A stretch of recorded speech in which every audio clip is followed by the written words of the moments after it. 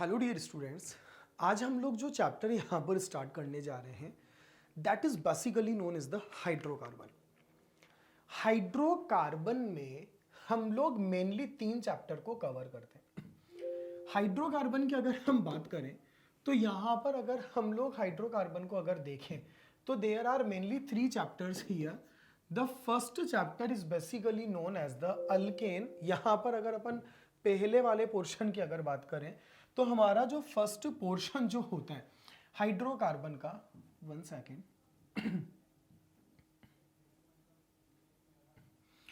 यहां पर अगर हम लोग हाइड्रोकार्बन को अगर देखें so hydrocarbon have initially 3 portion. The first is basically known as the alkane, another is basically called as the alkene, and the last one is basically known as the alkyne. In that condition अगर हम लोग यहाँ पर hydrocarbon को अगर analysis करेंगे तो we have to discuss 3 portion here, alkene, alkane, alkene और alkyne. One by one we will discuss every portion here. So at first we are going to discuss the first topic that is basically known as the alkane here. अगर हम लोग alkane की अगर बात करें तो alkane का एक नाम और होता है जिसका नाम होता है पैराफिन्स। पैराफिन्स बेसिकली अल्केन्स को इसलिए कहा जाता है because our alkanes are considered as a least reactive species. बच्चों एल्केन बहुत कम रिएक्शन करते हैं, इनकी रिएक्टिविटी बहुत कम होती है। इनके रिएक्टिविटी कम होने के कारण ही हम अल्केन को यहां पर पैराफिन्स नाम भी देते हैं। इनकी रिएक्टिविटी बेसिकली कम क्यों होती है, उसके पीछे का रीजन क्या है। आज अगर आप कभी भी एल्केन की अगर बात करोगे तो एल्केन में बच्चों केवल और केवल सिग्मा बॉन्ड प्रेजेंट होते हैं। जैसा कि आप जानते हैं यहां पर केवल सिग्मा बॉन्ड प्रेजेंट है, तो सिग्मा बॉन्ड आपको पता होना चाहिए कि अगर सिग्मा बॉन्ड अगर प्रेजेंट है तो सिग्मा बॉन्ड हमारे स्ट्रॉन्ग बॉन्ड होते हैं। अगर स्ट्रॉन्ग बॉन्ड अगर होते हैं तो सीधी सी बात है उनको ब्रेक करना थोड़ा सा कठिन होता है। आज अगर आप कभी भी किसी एल्केन की रिएक्शन अगर करवाना चाहते हो ना तो ये रिएक्शन कभी भी रूम टेम्परेचर पर नहीं हो सकती ना। ये रूम टेम्परेचर पर क्यों नहीं हो सकती भाई, अगर आप इन दोनों की रिएक्शन अगर करवाना चाहते हो तो यू नो वेरी वेल कि अगर आप रिएक्शन अगर करवाना चाहते हैं इन दैट कंडीशन कि यहां पर क्या होगा, कोई ना कोई बॉन्ड तो ब्रेक करना पड़ेगा ना आपको। अगर बॉन्ड आपको ब्रेक अगर करना पड़ेगा तो ये बॉन्ड ब्रेक करना आसान नहीं है because sigma bond are comparatively strong bond here. Since sigma bond are comparatively strong bond तो इसको ब्रेक करना आसान नहीं होता। इसको ब्रेक करने के लिए आपको हमेशा हाई टेम्परेचर की रिक्वायरमेंट होगी, बहुत ज़्यादा एनर्जी देनी पड़ेगी जब जाकर बॉन्ड ब्रेक हो पाएगा। इसलिए ये बहुत ज़्यादा रिएक्टिव नहीं होते, ये बहुत लेस रिएक्टिव होते हैं और उस लेस रिएक्टिव होने के कारण हम इनको पैराफिन्स बोलते हैं। पैराफिन बेसिकली पैरम प्लस अफिन्स का कॉम्बिनेशन होता है, जहां पर पैरम का मतलब होता है लेस और अफिन्स का मतलब होता है reactivity. So they are basically known as the paraffins due to the less reactivity. अगर हम लोग बात करें alkanes with carbon chain that are unbranched are called as normal alkane. Normal alkane का मतलब क्या होता है कि कोई भी ऐसा अल्केन जिसमें carbon carbon atom are connected with each other with no branching are known as the normal alkane. Each member of series differ from the next higher and next lower member by the CS2. आज अगर आप कभी भी alkene की अगर बात करोगे तो यहाँ पर अगर आप किसी भी कंपाउंड को अगर देखोगे तो उस कंपाउंड के अंदर यहाँ पर आपको देखना है इन दोनों के बीच का डिफरेंस। इन दोनों के बीच का जो डिफरेंस होता है वो हमेशा CS2 का डिफरेंस होगा। एल्केन का आपका जो जनरल फॉर्मूला होता है that is basically known is the CnS2n+2। All the carbon atom in the alkane is the sp3 hybridized and geometry is basically tetrahedral। ये आप लोगों को पता ही होगा कि एल्केन में कार्बन कार्बन के बीच में सिंगल बॉन्ड होगा, sp3 हाइब्रिडाइज्ड होगा और हाइब्रिडाइजेशन की वजह से वहां पर ज्योमेट्री टेट्राहेड्रल होती है। और कार्बन कार्बन और हाइड्रोजन के बीच का जो बॉन्ड एंगल होता है, आज अगर अपन मीथेन की अगर बात करें तो यहां पर ये जो बॉन्ड एंगल होगा that is the 109.28 minute 109 degree 28 minute का बॉन्ड एंगल यहां पर कंसीडर किया जाता है। अगर हम प्रॉपर्टीज की बात करें, एल्केन में कार्बन कार्बन के बीच का जो हाइब्रिडाइजेशन है वो sp3 होता है, जबकि कार्बन हाइड्रोजन में sp3 और s कैरेक्टर होते हैं। कार्बन कार्बन, आज अगर मान लो जैसे ये मेरा इथेन है, अगर मैं इथेन के मॉलिक्यूल की अगर मैं बात करता हूं तो इथेन के मॉलिक्यूल में कार्बन और कार्बन के बीच की बॉन्ड लेंथ का जो वैल्यू होता है दैट इज द 1.54 एंगस्ट्रॉम, जबकि कार्बन और हाइड्रोजन के बीच के बॉन्ड लेंथ जो होगा that is known as the यहां पर ये वाला जो बॉन्ड लेंथ जो होता है इसका वैल्यू जो होता है दैट इज ऑलमोस्ट 1.12 एंगस्ट्रॉम, इसका जो वैल्यू होता है दैट इज 1.12 एंगस्ट्रॉम।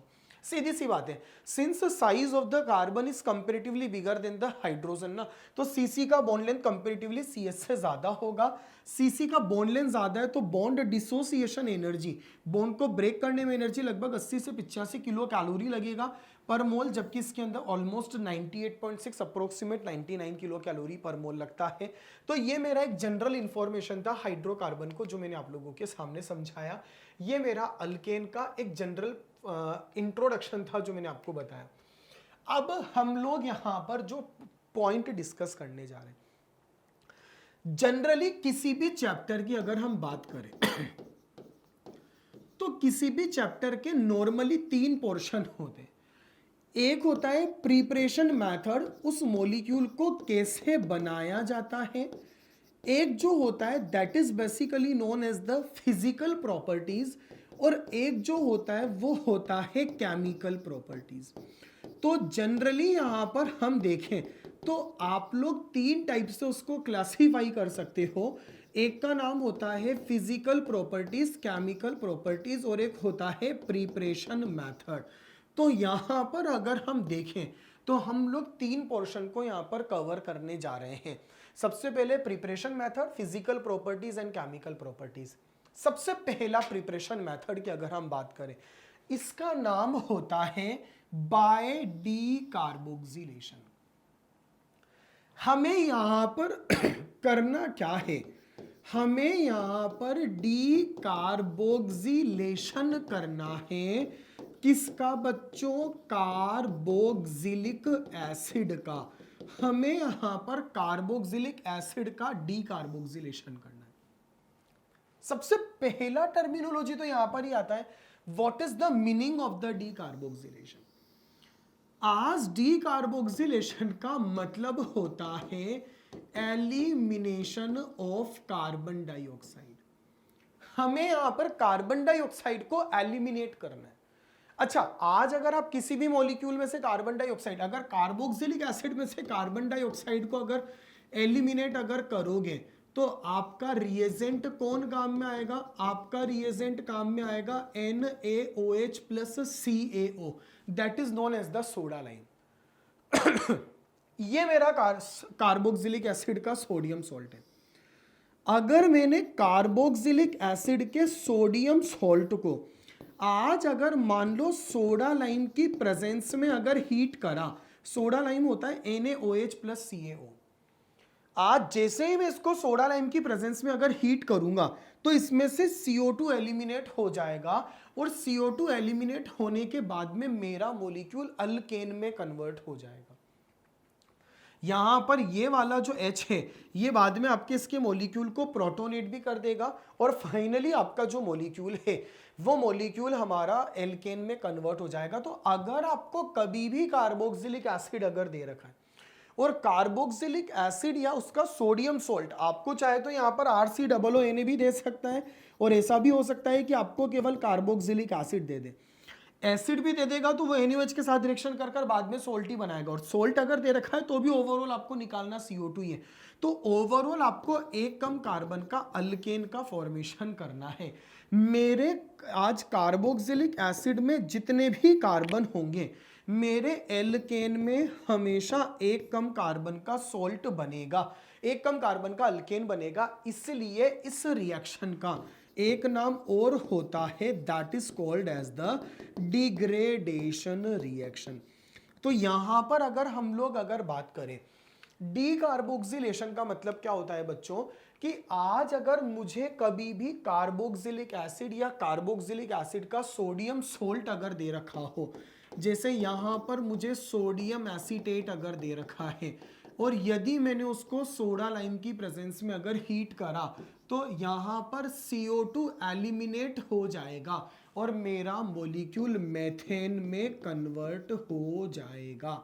अगर मुझे यहाँ पर सोडियम प्रोपेनोएट अगर दे रखा है और मैंने अगर सोडियम प्रोपेनोएट को सोडा लाइम की प्रेजेंस में अगर हीट करा तो मेरा जो मॉलिक्यूल रहेगा that will turn into the ethane. मतलब हमें यहाँ पर कोई भी कार्बोक्सिलिक एसिड या उसका सोल्ट अगर दे दिया जाए और if you will heat your molecule by the soda lime, in that condition वहां से CO2 निकल जाएगा and your molecule will turn into the benzene. मेरा मॉलिक्यूल बेंजीन में कन्वर्ट हो जाएगा और इस प्रोसेस का नाम डिग्रेडेशन कहा गया and concept is basically known as the decarboxylation of the carboxylic acid. तो चूंकि यहां पर अल्केन बन रहा है ना, सिंस यहां पर अल्केन का फॉर्मेशन हो रहा है, therefore we are discussing this method in the preparation method of alkane। अगला जो मेरा मेथड यहां पर हमें डिस्कस करना है, इसका नाम है कॉल्बे इलेक्ट्रोलाइसिस या कॉल्बे इलेक्ट्रोलाइटिक सिंथेसिस। इलेक्ट्रोलाइसिस का बेसिकली मीन क्या होता है, आज अगर हम इलेक्ट्रोलाइसिस का मतलब अगर समझें बच्चों, आपको याद होगा हम जनरली एक बीकर लेते हैं जहां पर हम लोग दो रॉड कंसीडर करते हैं। इन दोनों की दोनों रोड में एक रोड हमारा एनोड का होता है, दूसरा रोड कैथोड का होगा। इनको आप लोग बैटरी से कनेक्ट कर देंगे, स्विच से आप इनको कनेक्ट कर देंगे और जैसे ही आप इनको स्विच से कनेक्ट कर देंगे यहाँ पर क्या होगा, कोई भी सॉल्यूशन आप लोग यहाँ पर डालेंगे। जैसे कोई भी सॉल्यूशन आप लोग यहाँ पर डालेंगे, ऐसे केस में ये वाला जो मेरा कंपाउंड रहेगा, आप जैसे स्विच ऑन करेंगे तो इस सॉल्यूशन का क्या होगा, आयोनाइजेशन होगा। जैसे आयोनाइजेशन होगा कि एनोड की रोड पॉजिटिव होती है, कैथोड की रोड नेगेटिव होती है, अपोजिट चार्ज इधर उधर जाएगा और इलेक्ट्रोलाइसिस हो जाएगा। मतलब इलेक्ट्रोलाइसिस में मुझे करना क्या है, मुझे कार्बोक्सिलिक एसिड का सोडियम या पोटेशियम सोल्ट लेना है और इसका एक्वस सॉल्यूशन लेना है। करंट फ्लो होने के लिए solution should be aqueous, is very compulsory. आज कभी भी ड्राई मीडियम में करंट फ्लो नहीं होता। अगर आप कभी भी करंट फ्लो करना चाहते हो तो your medium should be aqueous always. तो यहां पर मैंने क्या करना है, मुझे कार्बोक्सिलिक एसिड का सोडियम और पोटेशियम सोल्ट लेना है और उसका मैं एक्वस सॉल्यूशन लूंगा। जैसे ही आप एक्वस सॉल्यूशन लोगे तो आपको करना क्या है, ये जो COO से जुड़ने वाला जो R है ना, इस R का आपको डाइमराइज करना है। इस R का आपको क्या बनाना है, इसका आपको डाइमर बनाना है। मतलब मेरा जो आंसर होगा that will be known as the RR। मेरा आंसर RR कहलाएगा। इधर से CO2 निकल जाएगा, NaOH निकल जाएगा और हाइड्रोजन गैस निकल जाएगी। और एक क्वेश्चन यहां पर यह भी पूछा जाता है, मैंने आपसे क्या बोला, अगर मुझे CH3COO अगर दे दिया और मुझे एक्वस सॉल्यूशन अगर दे दिया और मैंने अगर इसका इलेक्ट्रोलाइसिस अगर करा, तो जैसे ही आप इलेक्ट्रोलाइसिस अगर करोगे तो मेरा जो CH3 है, इस CH3 का क्या बन जाएगा, डाइमर बन जाएगा। जैसे इसका डाइमर बन जाएगा तो ये मेरा इथेन में कन्वर्ट हो जाएगा और यहां से CO2 plus NaOH plus hydrogen gas निकल जाएगा और आपका आंसर इस प्रकार से आ जाएगा। तो ये मेरा इलेक्ट्रोलाइसिस कहलाता है। एक क्वेश्चन ये आता है कि during the electrolysis pH of solution increases decreases remains constant और cannot predict। आज अगर आप देखोगे एल्केन कोई भी एसिडिक बेसिक कैरेक्टर को रिप्रेजेंट नहीं करता। CO2 is gas, evolve, H2 evolve हो जाएगा, NaOH। आज मेरा NaOH चूंकि बेस है तो इस बेस के कारण pH का वैल्यू हमेशा इंक्रीज होगा। तो whenever the sodium salt of the carboxylic acid is given to you, या whenever the potassium salt of the carboxylic acid is given to you and you want to electrolysis your molecule, then in that condition molecule will turn into the alkane और मेरा molecule alkane में convert हो जाएगा। ध्यान रखना मैंने आपसे क्या बोला, COONA के जो जुड़ने वाला जो एल्काइल ग्रुप है, आपको इस एल्काइल का डाइमर बनाना पड़ेगा। अब अगर मान लो सबसे कम अगर एक कार्बन भी अगर आया है यहां पर, तो आज अगर एक कार्बन भी अगर आ रहा है तो आप उसका डाइमर अगर बनाओगे, तो डाइमर अगर बनाओगे तो क्या बनेगा, इफ द यहां पर भाई सबसे छोटा अगर मिथाइल ग्रुप भी अगर प्रेजेंट है तो डाइमर बनाओगे तो इथेन तो बनेगा ही बनेगा ना। आप जैसे इसका डाइमर बनाओगे तो आपका प्रोडक्ट इथेन तो बनेगा ही बनेगा। इसका मतलब यहां पर इस मेथड से मीथेन का फॉर्मेशन नहीं किया जा सकता।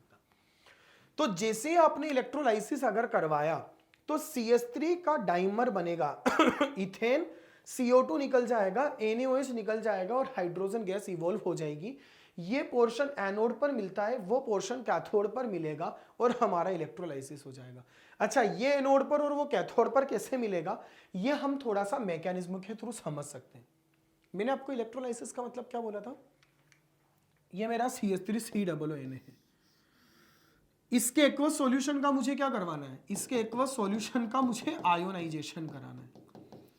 जैसे इसके एक्वस सॉल्यूशन का मुझे आयोनाइजेशन करवाना है, तो मैंने आपसे क्या बोला था, जैसे ही मैं CH3COONA को और वाटर को अगर जैसे उस बीकर में डालूंगा और मैंने स्विच ऑन करा तो आयोनाइजेशन होगा। तो CH3COONA आयोनाइज्ड होकर होने के बाद में CH3COO- और Na+ में डिवाइड हो जाएगा। अब उसके बाद में आपको पता है रोड होती है दो, एक होती है कैथोड की और एक होती है एनोड की। एनोड की रोड क्या होती है, पॉजिटिव। तो पॉजिटिव रोड पर आपका कौन जाएगा, CH3CO-। तो जैसे पॉजिटिव रोड पर CH3CO- अगर जाएगा तो यहां पर देखना क्या होगा, मैं आपको समझाता हूं। ये CH3COO- है, ये जैसे तुम्हारे एनोड की रोड पर जाएगा तो ये एनोड की रोड पर जा क्यों रहा है, क्योंकि एनोड तुम्हारा इलेक्ट्रॉन डेफिशिएंट है और ये मेरा इलेक्ट्रॉन रिच है। आज अगर वो इलेक्ट्रॉन डेफिशिएंट है और ये इलेक्ट्रॉन रिच है तो ये इलेक्ट्रॉन को डोनेट करेगा। तो इसके पास 2 इलेक्ट्रॉन है ना, तो ये अपना एक इलेक्ट्रॉन यहां से डोनेट कर देगा। जैसे ही एक इलेक्ट्रॉन डोनेट करेगा, यहां से एक इलेक्ट्रॉन निकल गया। और देखो ऑक्सीजन इलेक्ट्रॉनों को डोनेट कर रहा है तो इसके ऊपर प्लस चार्ज आएगा, ऑलरेडी माइनस है तो plus minus will become neutral और ये वाला मेरा ऐसा बन जाएगा और एक इलेक्ट्रॉन यहां से निकल जाएगा। मैंने क्या बोला, आज अगर अपन CH3CO- की अगर बात करें तो ऑक्सीजन के पास में 2 electron, it will donate 1 electron here as it will donate the 1 electron here. तो डोनेट करने की वजह से ऑक्सीजन जब इलेक्ट्रॉनों को डोनेट करेगा तो इसके ऊपर प्लस आएगा, already having the minus, so plus minus will become the neutral here. तो ये न्यूट्रल बन जाएगा और ऑक्सीजन के पास एक इलेक्ट्रॉन रह जाएगा। और जैसे ऑक्सीजन के पास में एक इलेक्ट्रॉन रह जाएगा, ये मेरा इलेक्ट्रॉन डेफिशिएंट बन जाएगा। GOC में आप लोगों ने समझा है। तो जैसे डेफिशिएंट बनेगा तो यहां पर इस बॉन्ड में से 2 इलेक्ट्रॉनों में से एक इलेक्ट्रॉन और ये वाला एक इलेक्ट्रॉन बॉन्ड बना लेंगे और यहां पर मेरा मिथाइल रेडिकल बन जाएगा। ये जो मेरा मिथाइल फ्री रेडिकल है ये बाद में आपका आपस में कंपेयर करेगा, कपलिंग करेगा, रिएक्शन करेगा। अब हमारे पास 2 हैं, तो यदि मेरे पास 2 इक्विवेलेंट अगर हैं CH3COONA तो मैं इसके आगे 2 लगा दूंगा तो मैं पूरी रिएक्शन को डाइमराइज कर दूंगा। इधर भी 2 आ जाएगा, इधर भी 2 आ जाएगा, इधर भी 2 आ जाएगा और यहां से आपके 2 इक्विवेलेंट ऑफ द CO2 निकल जाएगा। और ये जो 2 मिथाइल हैं they will react with each other or as they will react with each other so they will form the product as a ethane and you will get the answer। तो आज अगर अपन देखें मेरा CO2 और alkene कौन सी road पर generate हो रहे हैं, एनोड की रोड पर जनरेट हो रहे हैं। तो वो मैंने आपको यहां पर समझाने की कोशिश करी कि यहां से क्या होगा, एक CH3CO- एक इलेक्ट्रॉन देगा, दूसरा CH3CO- दूसरा इलेक्ट्रॉन देगा, ऐसे ये रेडिकल बन जाएंगे। बाद में यहां से CO2 का यूनिट बाहर निकल जाएगा और ये मेरा सीधा 2CH3 रेडिकल में कन्वर्ट हो जाएगा। They will react with each other. 2 radical का आपस में रिएक्शन करना is known as the coupling. As they will do the coupling so molecule will turn into the C2H6 here। अगर हम कैथोड की बात करेंगे तो मेरी कैथोड पर कौन जाएगा, Na इलेक्ट्रॉनों को एक्सेप्ट कर कर Na बन जाएगा और वो Na वाटर के साथ में रिएक्शन करने के बाद में NaOH और हमारा हाइड्रोजन गैस को इवॉल्व कर देगा। इस प्रकार से हम लोग यहां पर इलेक्ट्रोलाइसिस कर सकते हैं। तो इलेक्ट्रोलाइसिस में बेसिकली हम लोगों को करना क्या है, मुझे यहां पर अगर कोई भी कार्बोक्सिलिक एसिड का सोडियम या पोटेशियम सोल्ट अगर दे रखा है और अगर मुझे उसका एक्वस सॉल्यूशन अगर दिया जाए और मैंने अगर उस वाले का इलेक्ट्रोलाइसिस अगर करना है, तो ऐसे केस में what I am telling you कि जो मेरा COONA है इसके पहले जो एल्काइल ग्रुप प्रेजेंट है, you have to draw the dimer of that alkyl. इसका डाइमर आपको ड्रॉ कर देना है और that will be the answer of the question. Intermediate यहां पर हमारा क्या बनता है, फ्री रेडिकल बनता है। What is the meaning of the intermediate, intermediate का मतलब the such sorry, such a type of the species which formed during the reaction, which formed between the reaction is known as the intermediate। तो यहां पर हमारा intermediate चूंकि free radical बन रहा है, इसलिए मैंने यहां पर आपको बताया इंटरमीडिएट फ्री रेडिकल बनेगा और मेरा आंसर इस प्रकार से आ जाएगा। That is basically known as the electrolysis method. तो इलेक्ट्रोलाइसिस मेथड से भी हम लोग यहां पर एल्केन का फॉर्मेशन कर सकते हैं। एक होता है रिडक्शन ऑफ एल्काइल हैलाइड। आज अगर मान लो आप लोग कभी भी आपको एल्काइल हैलाइड अगर दे रखा है और आप अगर उसका रिडक्शन अगर करना चाहते हैं, तो बच्चों देखो रिडक्शन करने के लिए you know very well always you have to use the reducing agent, या आपको रिडक्टेंट को यूज में लेना पड़ेगा। जैसे ही आप लोग रिड्यूसिंग एजेंट यानी कि रिडक्टेंट को यूज में लोगे, तो देखो रिडक्शन का मतलब क्या होता है। आज अगर हम लोग देखें तो रिडक्शन का मतलब होता है एडिशन ऑफ हाइड्रोजन। आज अगर आप हाइड्रोजन को ऐड करना अगर रिडक्शन कहलाता है, तो आपके पास में हाइड्रोजन है, एक हाइड्रोजन हैलोजन के साथ में रिएक्शन कर कर HX बना लेगा और यहां पर एक हाइड्रोजन मेरा इधर कनेक्ट हो जाएगा और मेरा मॉलिक्यूल अल्केन में कन्वर्ट हो जाएगा। अगर आप लोगों को कभी भी क्या दे दिया जाए, whenever any alkyl halide is given to you and you want to reduce your alkyl halide here, in that situation after the reduction is always done in the presence of any type of the reducing agent or any type of the reductant। so after the reduction your molecule will turn into the alkane, मेरा molecule alkane में convert हो जाएगा। यहां पर question उठता है कि which type of the रिडक्टेंट्स या which type of the reducing agent you can use here.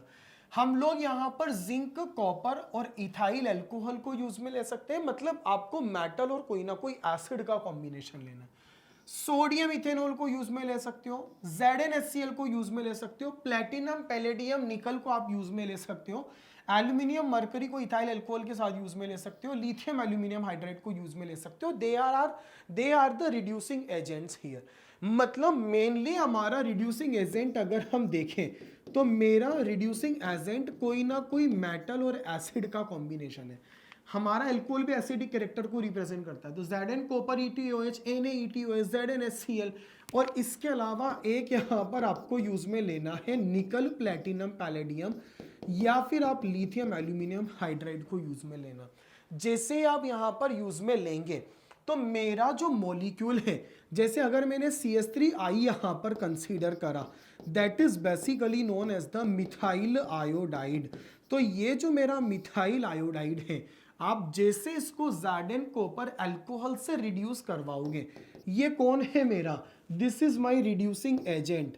तो ये रिड्यूसिंग एजेंट मेरा क्या करेगा, ये रिड्यूसिंग एजेंट मेरे मॉलिक्यूल को एल्केन में कन्वर्ट कर देगा। कुछ भी नहीं होगा, यहां से ये मेरे H देंगे, वो HI के साथ रिएक्शन कर कर एक HI बना देगा, H एक मिथाइल पर जुड़ जाएगा। तो आपका तो जो एल्काइल हेलाइड है, मेरा एल्काइल हेलाइड उतने ही कार्बन के एल्केन में कन्वर्ट हो जाएगा। My molecule will turn into the methane plus HI।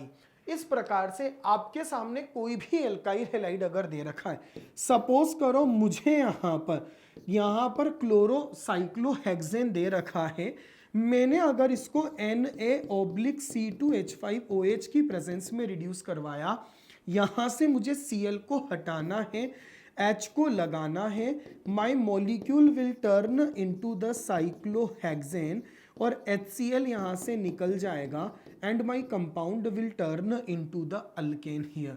तो यदि आपको कभी भी कोई भी एल्काइल हेलाइड मेंशन्ड है और अगर आप उस मॉलिक्यूल का रिडक्शन अगर करना चाहते हैं, then with help of what, then by the reduction in the presence of any type of the reducing agent, you can convert your alkyl halide into the alkane having the same number of carbon atom which is present in your parent functional group।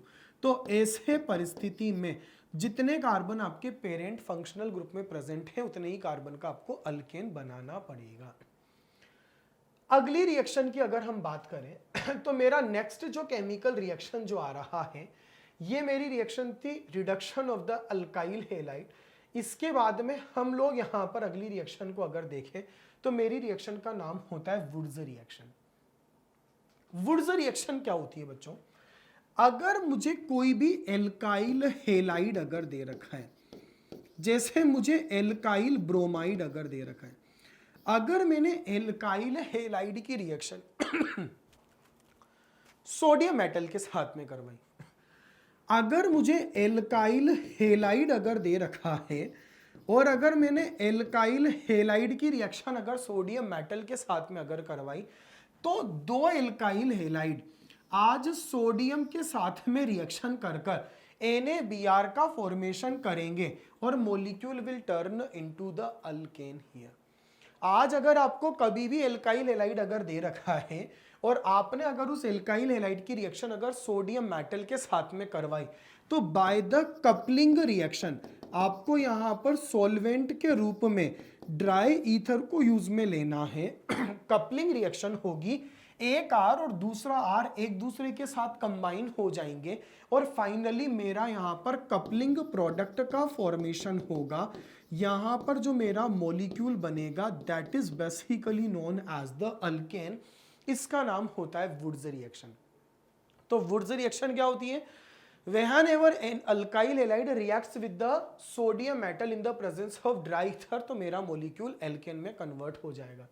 अगर मुझे methyl iodide अगर दे रखा है और मैंने अगर इसकी रिएक्शन अगर सोडियम मेटल के साथ में करवाई, तो ऐसे केस में ये वाला जो मेरा मिथाइल आयोडाइड है ये मेरे आज NaI के साथ में रिएक्शन करेगा, रिएक्शन सोडियम के साथ रिएक्शन कर कर NaI बना लेगा और मेरा जो मॉलिक्यूल है इथेन में कन्वर्ट हो जाएगा and reaction is done in the presence of the dry ether.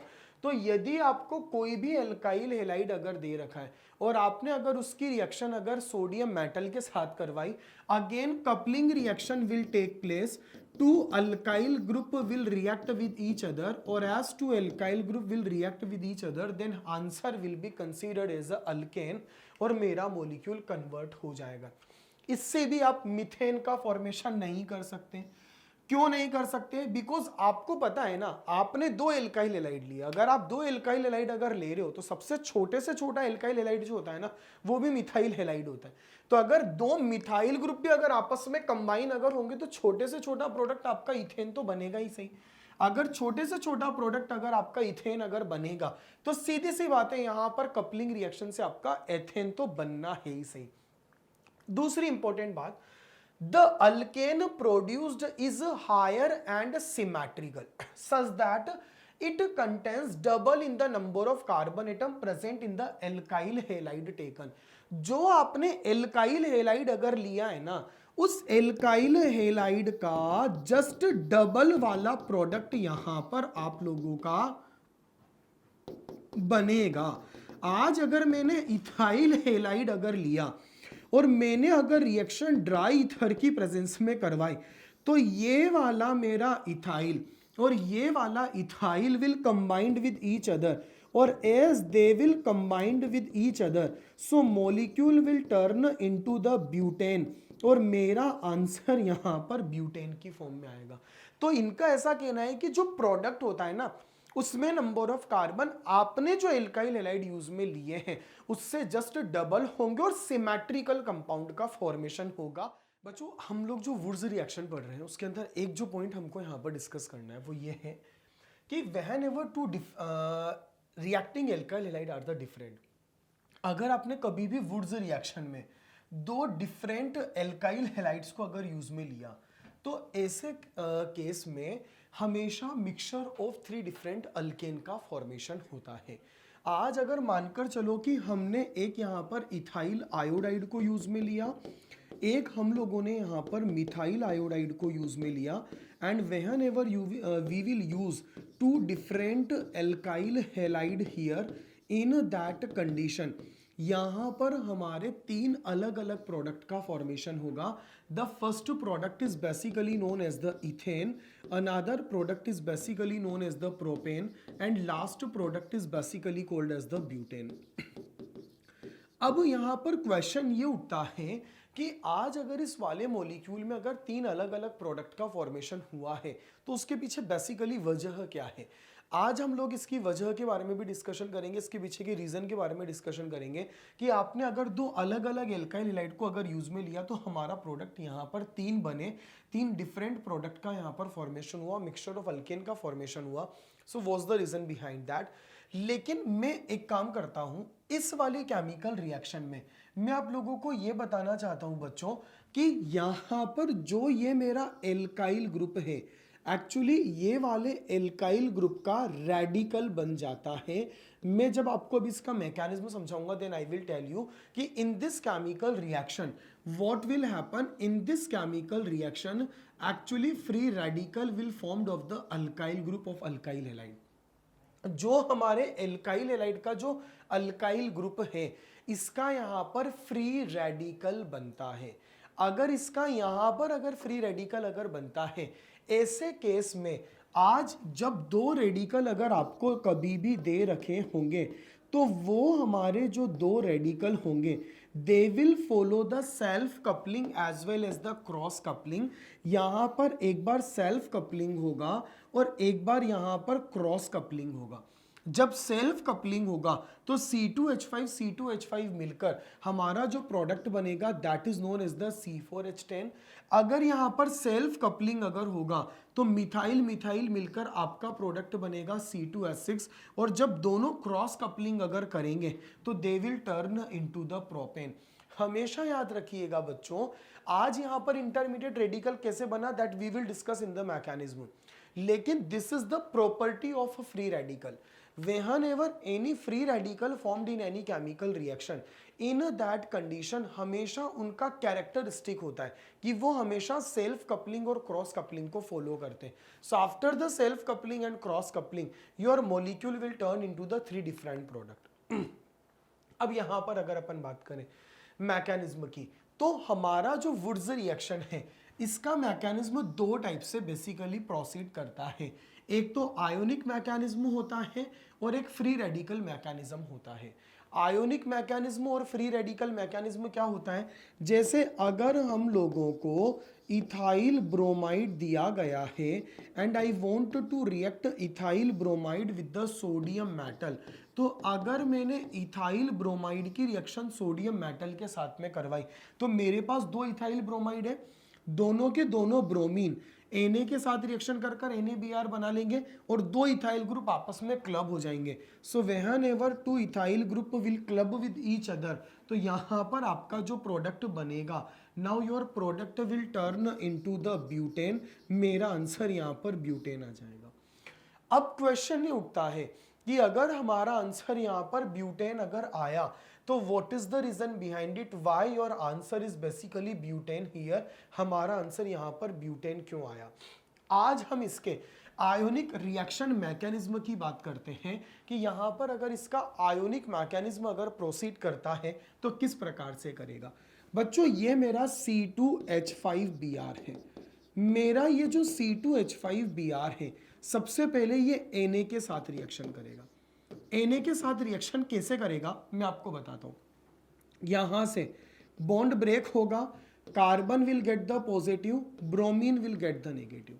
Sodium की अगर अपन बात करें तो मेरा एक सोडियम एक इलेक्ट्रॉनों को रिलीज कर Na प्लस एक इलेक्ट्रॉन निकाल देगा। ऐसे दो सोडियम दो Na प्लस बनाएंगे, दो इलेक्ट्रॉनों को रिलीज करेंगे। ये वाला प्लस इन दोनों के दोनों इलेक्ट्रॉनों को एक्सेप्ट कर क्या बना देगा, C2H5 माइनस में कन्वर्ट हो जाएगा। आज जो ये हमारे दोनों इलेक्ट्रॉन हैं, these two electron is accepted by the C2H5 plus and it will turn into the C2H5 minus। और ये जो C2H5 माइनस है एक Na प्लस के साथ रिएक्शन करेगा और एक ऑर्गेनोमेटेलिक कंपाउंड का फॉर्मेशन करेगा। उसको हमने बोल दिया इथाइल सोडियम। ये इथाइल सोडियम मेरा ऑर्गेनोमेटेलिक कंपाउंड है। और एक जो Br है एक बचे हुए Na प्लस के साथ रिएक्शन कर NaBr बना देगा। तो मेरे सोडियम ने दो इलेक्ट्रॉनों को लूज करा, वो दोनों इलेक्ट्रॉनों को इथाइल एक्सेप्ट करके नेगेटिव बन जाएगा और एक सोडियम के साथ क्लब होकर इथाइल सोडियम बना देगा और इधर NaBr बना देगा। ये जो मेरा इथाइल सोडियम है, ये इथाइल सोडियम के जो अंदर नेगेटिव है, ये वाला नेगेटिव इथाइल ब्रोमाइड के इथाइल पर अटैक करेगा। अटैक करते ही तुम्हारा प्रोडक्ट नॉर्मल ब्यूटेन में कन्वर्ट हो जाएगा, एक NaBr बन जाएगा। इस प्रकार से हम यहाँ पर आयोनिक मैकेनिज्म के थ्रू यहाँ पर किसका फॉर्मेशन कर सकते हैं, हम लोग ब्यूटेन का फॉर्मेशन कर सकते हैं। तो हमने सबसे पहले क्या करा, हमारा जो एल्काइल हैलाइड था that will react with the sodium, as it will react with the sodium, in that condition it will turn into the C2H5 minus Na plus, that is known as the ethyl sodium। that ethyl sodium will reaction with the alkyl halide will turn into the normal butane और मेरा answer NaBr बन जाएगा। आज अगर अपन free radical mechanism की बात करें, अब देखो फ्री रेडिकल मैकेनिज्म क्या होता है। आज अगर बच्चों यहाँ पर मुझे C2H5Br अगर दे रखा है, मैंने इसकी रिएक्शन सोडियम के साथ कराई। जैसे ही मुझे C2H5Br अगर दे रखा है, मैंने इसकी रिएक्शन सोडियम के साथ कराई। सोडियम क्या करेगा, एक इलेक्ट्रॉन देगा और एक इलेक्ट्रॉनों को देने के बाद में Na प्लस बना लेगा। जैसे इसने Na प्लस बना लिया तो यहाँ पर ये जो इलेक्ट्रॉन है, ये वाला इलेक्ट्रॉन इसके पास में जाकर रिएक्शन करेगा प्लस के पास। जैसे ये वाला इलेक्ट्रॉन प्लस के पास जाकर रिएक्शन करेगा, ऐसे केस में यहाँ पर क्या होगा कि ये एक इलेक्ट्रॉन को मेरा पॉजिटिव यहाँ पर एक्सेप्ट करेगा। जैसे एक इलेक्ट्रॉनों को पॉजिटिव एक्सेप्ट करेगा, एक्सेप्ट करने के कारण इसके ऊपर नेगेटिव आएगा, negative positive will become neutral, और since it is accepting one electron so you have to mention free radical here. मैंने क्या बोला, आज अगर हम लोगों ने फ्री रेडिकल मैकेनिज्म को अगर देखना है तो यहां पर क्या होगा कि जो मेरा एल्काइल हैलाइड है it will react with the one electron which is released by the sodium atom. आज मेरे सोडियम ने जो एक इलेक्ट्रॉन को रिलीज करा, उसके साथ ये मेरा इथाइल रिएक्शन करेगा और it will turn into what, ये मेरे इथाइल फ्री रेडिकल में कन्वर्ट हो जाएगा। जैसे ये मेरे इथाइल फ्री रेडिकल में कन्वर्ट होगा, मेरे पास तो दो दो इथाइल ब्रोमाइड है। ऐसे केस में अगला वाला इथाइल ब्रोमाइड वापस सोडियम के साथ रिएक्शन करेगा। जैसे ही सोडियम के साथ में रिएक्शन करेगा तो हमारा यहाँ पर आंसर क्या आ जाएगा, जैसे ये सोडियम के साथ में रिएक्शन करेगा तो this is our another C2H5Br। ये सोडियम के साथ रिएक्शन करेगा, Na मेरा Na प्लस बनाएगा, एक इलेक्ट्रॉनों को रिलीज करेगा, एक इलेक्ट्रॉन इथाइल पर अटैक करेगा और वापस इथाइल रेडिकल बना देगा। आपके पास दो इथाइल रेडिकल बन गए। अब आपको ही पता है इथाइल रेडिकल जो होते हैं, आपके पास इथाइल रेडिकल जो बना ये सेल्फ कपलिंग और क्रॉस कपलिंग करेगा। सेल्फ कपलिंग करेगा तो भी ब्यूटेन, ये सेल्फ करेगा तो भी ब्यूटेन, क्रॉस करेगा तो भी ब्यूटेन। तो यहाँ पर अगर हम देखें तो ये जो मेरा इथाइल फ्री रेडिकल है, यह इथाइल फ्री रेडिकल के साथ में कपलिंग को शो करने के बाद में ये वाला जो मेरा मॉलिक्यूल रहता है एथेन में कन्वर्ट हो जाता है, और सॉरी हमारा मॉलिक्यूल ब्यूटेन में कन्वर्ट हो जाएगा। और जैसे ही हमारा मॉलिक्यूल ब्यूटेन में कन्वर्ट हो जाएगा, हमारा आंसर यहाँ पर नॉर्मल ब्यूटेन कहलाएगा। तो आज अगर हम लोग मतलब कुल मिलाकर हमें आज वुड्स रिएक्शन में करना क्या होता है, ये जो एल्काइल हैलाइड का जो R है आपको इसका रेडिकल बनाना है। अगर एक ही टाइप का रेडिकल अगर दे रखा है, radical always follow the self coupling as well as the cross coupling. तो जैसे यहाँ पर सेल्फ कपलिंग और क्रॉस कपलिंग अगर होगी, so after the self coupling and cross coupling मेरा जो मॉलिक्यूल रहेगा वो अलग अलग प्रोडक्ट में कन्वर्ट हो जाएगा। इस रिएक्शन का जो नाम होगा that is basically known as what, ये मेरा इस तरह से कहलाएगा। तो आज अगर मान लो हमें एक CH3 CH2 Cl दे रखा है, मैंने इसकी रिएक्शन अगर सोडियम के साथ कराई और एक प्रोडक्ट अगर मुझे CH2 CH2 CH3 दे रखा है, तो मैंने आपको क्या बताया, if you want to do the reaction in the presence of the dry ether, so what I want to tell you, आपको एक बात ध्यान रखना है, मुझे तो इस एल्काइल हेलाइड का रेडिकल बनाना है, that is known as the CH3 CH2 radical. मुझे तो इस एल्काइल हेलाइड का रेडिकल बनाना है, that is known as the CH3 CH2 CH2 radical. और इन दोनों के दोनों रेडिकल को हमें आपस में रिएक्ट करवाना है। तो कैसे रिएक्ट करेंगे, एक बार ये सेल्फ कपलिंग करेगा, एक बार ये सेल्फ कपलिंग करेगा, एक बार ये क्रॉस कपलिंग करेगा। सेल्फ कपलिंग अगर करेगा एक प्रोडक्ट आपका ब्यूटेन बनेगा, ये सेल्फ कपलिंग करेगा एक प्रोडक्ट आपका हेक्सेन बनेगा। और अगर हम देखें तो एक बार क्रॉस कपलिंग अगर करेंगे तो एक प्रोडक्ट आपका पेंटेन बन जाएगा। इस प्रकार से आपके 3 अलग अलग प्रोडक्ट का फॉर्मेशन होगा। तभी तो यहाँ पर हमको ये पॉइंट लिखवाया गया था, क्या पॉइंट लिखवाया था कि आज अगर आपने वुड्स में कभी भी अगर 2 डिफरेंट एल्काइल हेलाइड को अगर यूज में लिया, ऐसे केस में हमेशा ध्यान रखना यहां पर हमेशा मिक्सचर ऑफ 3 डिफरेंट कंपाउंड का फॉर्मेशन होता है। अब इससे क्या होता है कि इन तीनों का बॉइलिंग पॉइंट जो होता है वो बहुत ज्यादा क्लोज होता है। आज इनका बॉइलिंग पॉइंट क्लोज होने के कारण आज आप कभी भी इनको सेपरेट नहीं कर सकते। और जब हम इनको सेपरेट नहीं कर सकते तो एक मेथड यहां पर ये लिखा जाता है कि Wurtz reaction is not useful for the preparing alkanes containing odd number of carbon. कभी भी अनसिमेट्रिकल अल्केन या ओड नंबर ऑफ कार्बन वाले अल्केन के फॉर्मेशन के लिए वुड्स रिएक्शन कभी भी अच्छा नहीं होता।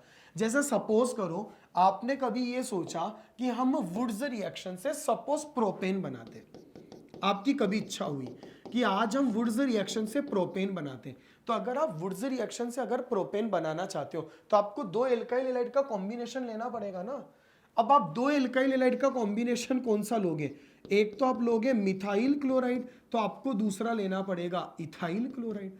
अब अगर मान लो एक आपने मिथाइल क्लोराइड और दूसरा इथाइल क्लोराइड लिया, तो क्या दोनों मिलकर एक अकेला प्रोडक्ट बनाएंगे? नहीं, 3 प्रोडक्ट बनेंगे और उनका बॉइलिंग पॉइंट इतना ज्यादा क्लोज है कि आप उसमें से प्रोपेन अलग नहीं कर सकते। Since you are not able to separate the propane from the mixture, it mean what, हमारे लिए प्रोपेन का जो फॉर्मेशन हुआ that is completely useless for us.